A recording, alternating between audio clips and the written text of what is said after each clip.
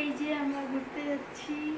আমি একে রেডি করে দিয়েছি, ও এখন ওর ঠাম্মির সাথে খেলছে বাইরে। আর এই যে আমি, এই যে আমার বর বসে আছে রেডি হয়ে। বেরোবো আমরা এখন।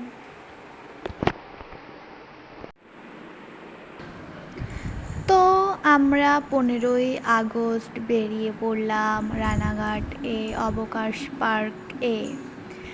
তো সঙ্গে আমরা 5 জন আছি,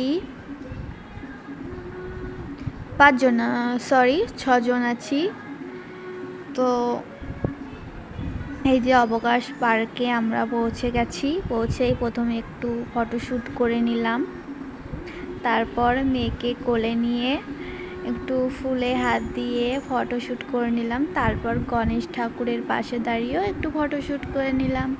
তারপর আমার সোনা এই যে একটু দাঁড়িয়ে পোজ দিচ্ছে। তারপর ওর অনেক রকমের পোজ, মানে ও পোজের মাস্টার। তারপর ও তাকিয়ে আছে ওর বাবার দিকে কি সুন্দর ফটো তোলার জন্য। তারপর একটু লজ্জা পেয়ে তাকালো ওর বাবার দিকে। তারপর ওর বান্ধবী ওকে একটা ফুল গিফট করছে, তো নেওয়ার জন্য লজ্জা পাচ্ছিল খুব। তারপর আমিও একটু ফটোশ্যুট করে নিলাম। তারপর বরের সঙ্গেও একটু ফটোশ্যুট করে নিয়েছি।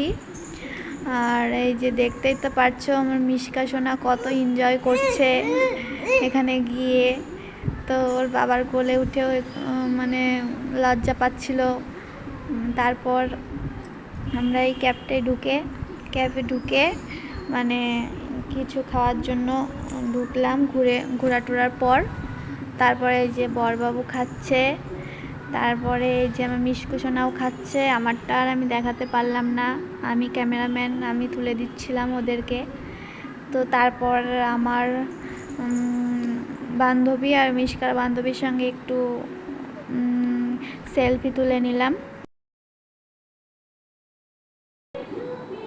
তারপর বাড়ির জন্য বিরিয়ানি পার্সেল নিয়ে বাড়ি চলে আসলাম।